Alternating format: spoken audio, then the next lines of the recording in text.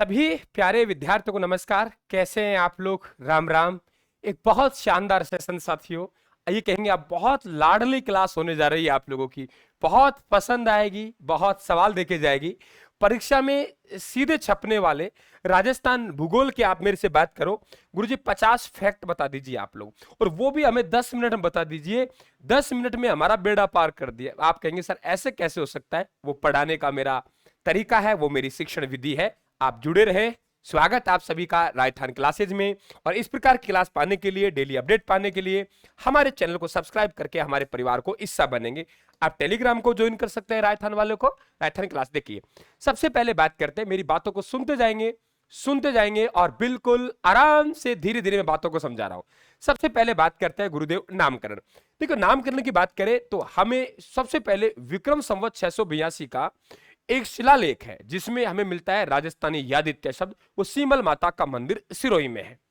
इस प्रदेश को सबसे पहले जो राजपूताना नाम दिया, यानी इस प्रदेश को राजपूताना कहा, वो सन 1805 में जॉर्ज थॉमस के द्वारा कहा गया। 1805 में इस प्रदेश को राजस्थान कहा, इस प्रदेश को रजवाड़ा कहा, इस प्रदेश को राजस्थान कहा। यह कहा है कर्नल जेम्स टोड ने। और ये आप कर्नल जेम्स टोड देख पा रहे हो। इनका जन्म लिंकटन सिटी इंग्लैंड में हुआ था 1782 को। पश्चिमी राजपूताना रेजिडेंसी के ये एजेंट बन के आए थे और इनके द्वारा annals and antiquities of Rajasthan पुस्तक लिखी 1829 में। और इनकी एक मृत्यु 1835 में, मृत्यु के बाद प्रकाशित होने वाली पुस्तक है, उसका नाम है पश्चिम भारत की यात्रा। तो annals and antiquities of Rajasthan का हिंदी अनुवाद गौरी शंकर हीराचंद ओझा द्वारा किया गया। ये कर्नल जेम्स टोड की हमने बात की। कर्नल जेम्स टोड ने देखो हल्दी घाटी का युद्ध को हल्दी घाटी कहा, मेवाड़ की थर्मोपोली कहा इन्होंने। भामाशाह जो महाराणा प्रताप जी को दान देगा, वो भामाशाह को इन्होंने मेवाड़ का दानवीर कहा है, मेवाड़ का कर्ण कहा है ना। आबू पर्वत को इन्होंने हिंदू ओलंपस कहा है। ठीक है, आपके दिवेर के युद्ध को मेवाड़ का मैराथन इनके द्वारा कहा गया है। इसके बाद हम लोग बात करते हैं गुरुदेव की विस्तार की। देखो विस्तार नीचे नीचे हम लोग बात करेंगे तो बांसवाड़ा में हमारे पास में एक गांव है, उस गांव का नाम बोरकुंडा गांव है। इसी प्रकार से उत्तर में हमारे पास गांव है, उसका नाम है कोणा गांव है। इधर बात करेंगे तो कटरा गांव है, धौलपुर में सिलांग गांव है। विस्तार देखेंगे 23 डिग्री 3 मिनट उत्तरी अक्षांश से 30 डिग्री 12 मिनट उत्तरी अक्षांश तक। इसी प्रकार से 69 डिग्री 30 मिनट पूर्वी देशांतर से 78 डिग्री 17 मिनट पूर्वी देशांतर तक विस्तार है। राजस्थान की लंबाई कम है, 826 किमी है, और चौड़ाई है वो 869 किमी। ध्यान रखें 5920 वर्ग किमी परिधि है। इसमें से 1070 पाकिस्तान के साथ बनती है, 4850 हमारे राजस्थान के साथ बनती है। राजस्थान एक अंतरराष्ट्रीय देश पाकिस्तान और 5 राज्यों के साथ सीमा बनाता है। सर्वाधिक सीमा 1600 किमी है। ये 1600 किमी किसके साथ बनाता है? मध्य प्रदेश के साथ बनाता है। और 89 किमी है, ध्यान रखें 89 किमी किसके साथ बनाता है? तो 89 किमी पंजाब के साथ बनाता है। ये भी आप लोगों को मालूम होना चाहिए। बेटा लाइब्रेरी में जाओ, पंखे फालतू पंखे बंद कर दो, भाग के जाओ। भाई को बोलो पंखे बंद कर देंगे, नीचे जाओ, भाग के जाओ। इसके बाद हम लोग बात करते हैं राजस्थान। तो राजस्थान के भौतिक प्रदेशों को हम लोग 4 भागों में बांटते हैं। राजस्थान का भौतिक प्रदेश है, या तो हमारे पास 33 महासागर के अवशेष है या गोंडवाना लैंड के अवशेष है।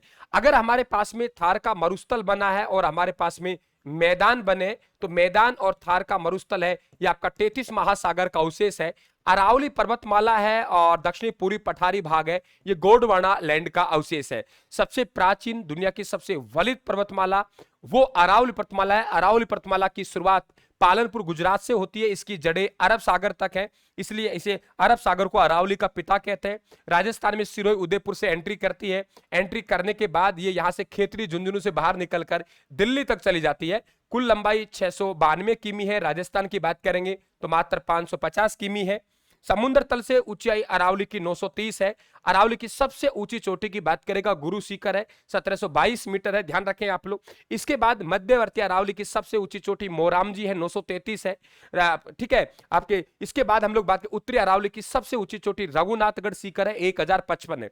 अरावली का सबसे ऊंचा पठार, यानी राजस्थान का सबसे ऊंचा पठार है वो उड़िया पठार है। उड़िया पठार राजस्थान का सबसे ऊंचा पठार है, 1360 सिरोही में। इसके अलावा हमारे पास में एक भोमट का पठार है, वो भी आप लोग ध्यान रखें, बोराट का पठार, ये भी ध्यान रखेंगे। इसके अलावा अरावली का सर्वाधिक विस्तार है। अरावली का सर्वाधिक विस्तार हमको देखने को मिलता है, वो कहां देखने को मिलता है? हमें उदयपुर में देखने को मिलता है। न्यूनतम अजमेर में देखने को मिलता है। अरावली राजस्थान में कम वर्षा होने का कारण है क्योंकि अरब सागरीय मानसून के समानांतर क्या है, अरावली है। अरावली का सर्वाधिक विस्तार उदयपुर में, इसलिए हरियाली अमावस्या उदयपुर में। जब हरियाली हरियाली होगी, वन होंगे, सर्वाधिक वन भी वहां होंगे, हरियाली अमावस्या भी होगी, और हरा संगमरमर भी कहां होगा, उदयपुर में होगा। ये बिल्कुल मालूम होना चाहिए। इसे हम लोग आड़ा भाटा भी कहते हैं। और अरावली और थार के मरुस्थल के बीच में एक 50 सेंटीमीटर की वर्षा रेखा है, ये भी आप लोग ध्यान रखेंगे। इसके अलावा थार के मरुस्थल को हम भाग बात करें तो हमारे पास एक 25 सेंटीमीटर की वर्षा रेखा है। 25 सेंटीमीटर की वर्षा रेखा और 50 सेंटीमीटर की वर्षा रेखा, 25 सेंटीमीटर से कम इधर वाला भाग है, ये हमारा महान मरुभूमि कहलाता है, यानी शुष्क मरुस्थल कहलाता है। 25 से 50 के बीच में आता है, वो हमारा अर्ध शुष्क मरुस्थल कहलाता है। हमने महान मरुभूमि को दो भागों में बांटा है, एक यहां जहां बालू का स्तूप है, बालू का स्तूप युक्त प्रदेश, एक वो जिसे बालू का स्तूप मुक्त प्रदेश कहते हैं।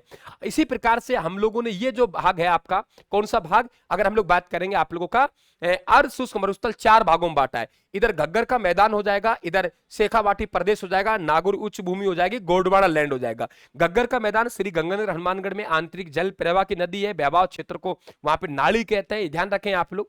अगर इधर हम लोग बात करें शेखावाटी, शेखावाटी में आंतरिक जल प्रवाह पाया जाता है, कांतली नदी पाई जाती है, और कांतली नदी के बहवाव क्षेत्र को हम लोग तोरावाटी कहते हैं। कांतली नदी के बहवाव क्षेत्र को हम लोग क्या कहते हैं, तोरावाटी कहते हैं। कांतली नदी के बहवाव क्षेत्र को हम लोग क्या कहते हैं, तोरावाटी कहते हैं, ध्यान रखें। यहाँ पे जो तालाब है उन्हें सर या सरोवर कहते हैं, यहाँ पे घास के मैदान उन्हें बीड़ कहते हैं।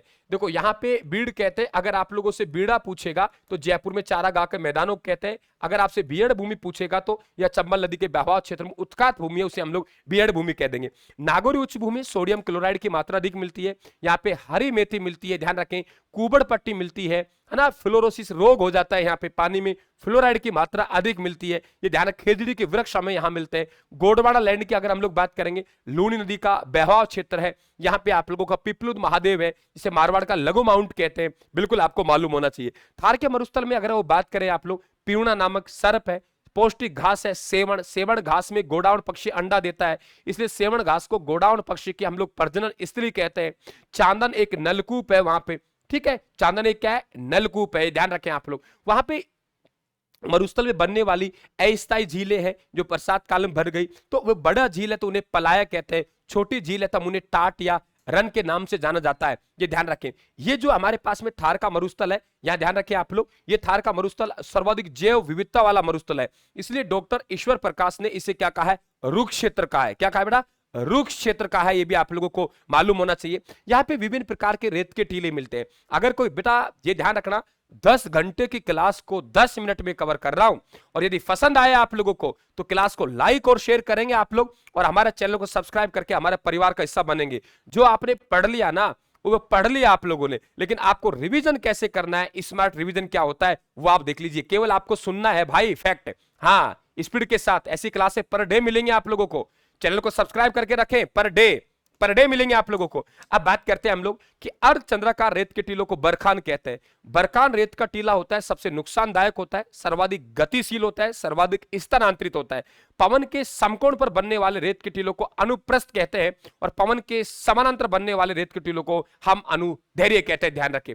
हमारे पास मरुस्थल है 3, आप लोग जैसे हम्मादा है तो पथरीला मरुस्थल को हम हम्मादा कहते हैं, रेतीला मरुस्थल को हम लोग क्या कहते हैं, ध्यान रखें, ईक कहते हैं, और मिश्रित मरुस्थल को हम रेक कहते हैं, ये भी आप लोग ध्यान रखेंगे। तो ये थार का मरुस्थल। इसके अलावा हम पूरी मैदानी भाग की बात करें, 4 भागों में बांटते हैं हम लोग। 4 बड़ी बड़ी नदी, Ban Ganga basin, Banas basin, Chambal basin, Mahi basin, 4 भागों में हम लोग बांटते हैं, और सबसे उपजाऊ मैदान है। इसके अलावा हमारा ये चंबल वाला भाग बात करेंगे, यहाँ उत्खात भूमि मिलती है, बीहड़ भूमि मिलती है, और उत्खात भूमि बीहड़ भूमि को हम लोग क्या कहते हैं, ढांग क्षेत्र कहते हैं, डाकुओं की शरण स्थली है। और इसके बाद हम दक्षिणी पूर्वी पठारी भाग की बात करेंगे, तो दक्षिणी पूर्वी पठारी भाग हाड़ोती में पहला हुआ है, दक्षिण का लावा पठार कहते हैं इसे, और ध्यान रखें विंध्यन कगार भूमि कहते हैं। विंध्यन कगार भूमि ये चंबल नदी के सारे हैं।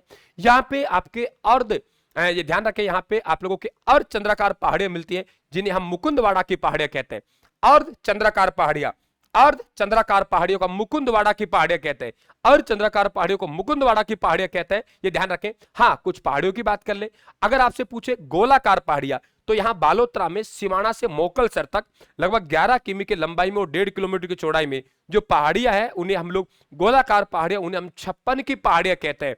56 का मैदान पूछेगा तो बांसवाड़ा प्रतापगढ़ में, काठल पूछेगा तो बांसवाड़ा प्रतापगढ़ में। इसके अलावा बात करेगा राजस्थान की मध्यवर्ती पहाड़ियां, तो राजस्थान की मध्यवर्ती पहाड़ियां मेरवाड़ा की पहाड़ियां है।